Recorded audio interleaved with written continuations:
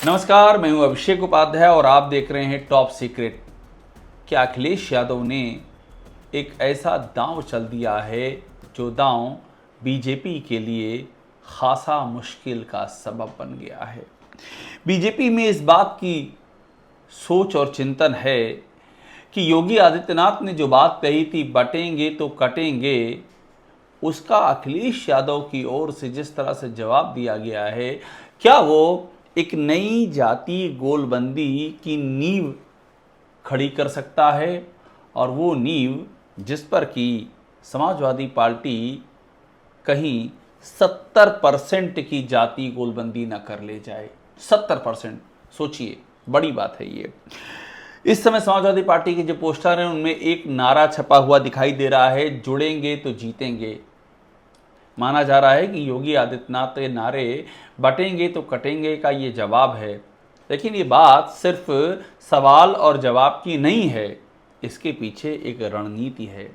अखिलेश यादव ने जिस रणनीति के तहत इस नारे को आगे बढ़ाया है वो ऐसी रणनीति है कि बीजेपी के पैरों के नीचे से उसके उस वोट बैंक को खींच सकती है जिसे बड़ी मुश्किल से उसने साल 2014 से अपने साथ जोड़ के रखा था और जो अभी 2024 के लोकसभा चुनाव में उससे खिसकता हुआ दिखाई दिया है। इसलिए बीजेपी पहले से ही परेशान है और अखिलेश यादव के इस नारे जुड़ेंगे तो जीतेंगे ने उसकी परेशानी में और भी ज़्यादा इजाफा कर दिया है। अब ये सोचिए, जो मैं बात कह रहा हूँ कि अखिलेश यादव का ये 70% वाला दांव क्या है और क्यों कहा जा रहा है कि यूपी की राजनीति का गेम चेंजर हो सकता है। ये कहीं कुछ ऐसा तो नहीं हो सकता है कि 1992 में जब बाबरी मस्जिद ढाई गई उसके बाद जो चुनाव होते हैं उसमें मुलायम सिंह यादव और काशीराम आज की तारीख में दोनों नेता नहीं हैं, लेकिन उस समय की राजनीति में दोनों नेता साथ आते हैं और एक तरह से यूपी में जो जाति गठजोड़ है उसकी एक लहर उठती है और उसके आगे हिंदुत्व की लहर बौनी हो जाती है। वो बीजेपी जो कि कल्याण सिंह की अगुवाई में धूमधाम से सत्ता में आई थी, जिसके दौर में कार सेवा के बाद बाबरी मस्जिद का विध्वंस होता है, उस बीजेपी का यूं सफाया हो जाएगा ये किसी ने कल्पना भी नहीं की थी। कुछ वैसा ही ट्रेलर उसी अयोध्या में दिखाई दे चुका है जहां पर इस जनवरी प्राण प्रतिष्ठा हुई है राम मंदिर की और उसके बाद लोकसभा चुनाव में अयोध्या से ही बीजेपी का उम्मीदवार हार गया और समाजवादी पार्टी के अवधेश प्रसाद चुनाव जीत गए। तो एक झलक और झांकी मिल चुकी है। तो अब जो अखिलेश यादव का ये नारा है जुड़ेंगे तो जीतेंगे, इसकी पीछे की रणनीति क्या और क्यों मैं आपसे कह रहा हूँ ये 70% का इसे ब्रह्मास्त्र कहा जा रहा है, जो रणनीति है।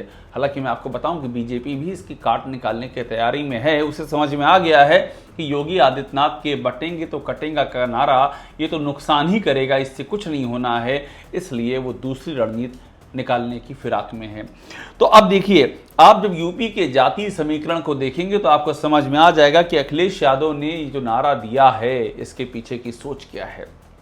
दरअसल यूपी में हम बात करें तो यहाँ पर 20% के करीब सवर्ण जातियाँ हैं। 20%, आप 2 या 3% का ऊपर नीचे का गैप कर सकते हैं, जो कि अलग अलग दावे होते हैं। जैसे कि क्षत्रिय यूपी में कहे जाते हैं 5%, कोई कहता है 7%। ब्राह्मणों के बारे में कहा जाता है 12%, तो कोई कहता है 14%, कोई कहता है 10%, पर 10 से 15 के बीच में ब्राह्मण यहाँ पर हैं। ऐसा भी लोगों को मानना है जो कहते हैं 16% ब्राह्मण यहाँ पर हैं।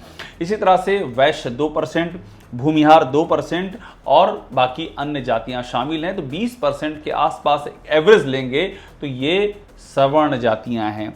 अब इन सवर्ण जातियों में खेल क्या हो रहा है?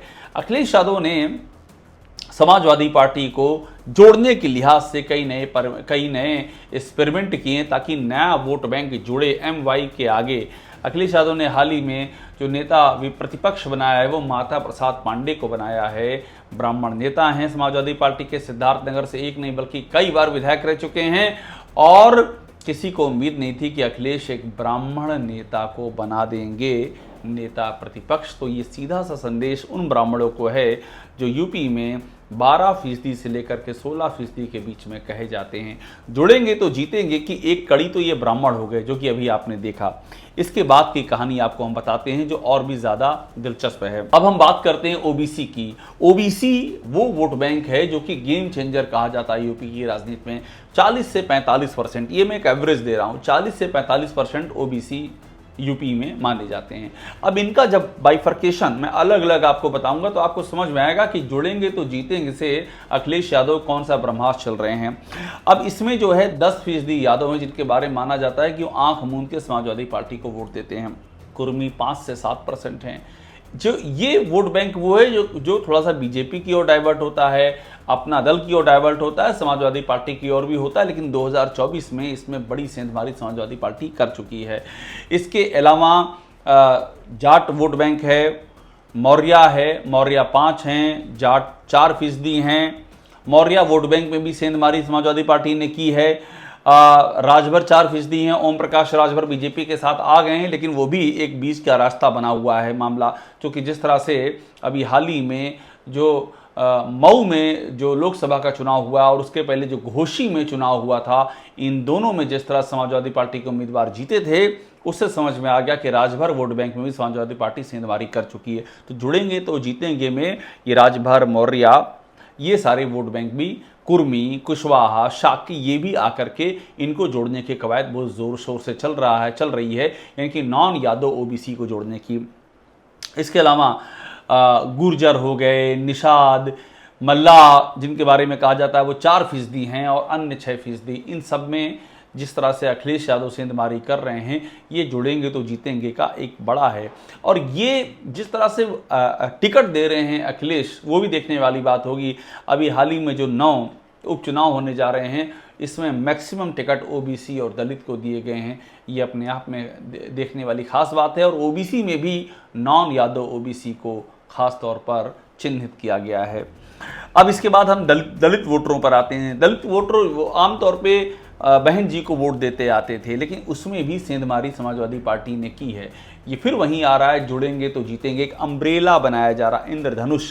70% जातियों का एक गठजोड़ अपने साथ लेकर के जीत सुनिश्चित कर लो, एक तरह से इसे राजनीति में ब्रह्मास्त्र कहा जा रहा है। तो दलित वोटर्स की संख्या करीब 21% है, 21 से 23% के बीच में कही जाती है, जिसमें से सबसे ज्यादा जाटव हैं 11%। उनके बारे में कहा जाता है वो बहन जी के परंपरागत वोट हैं, लेकिन वो टूट करके काफ़ी हद तक बीजेपी की ओर गए थे।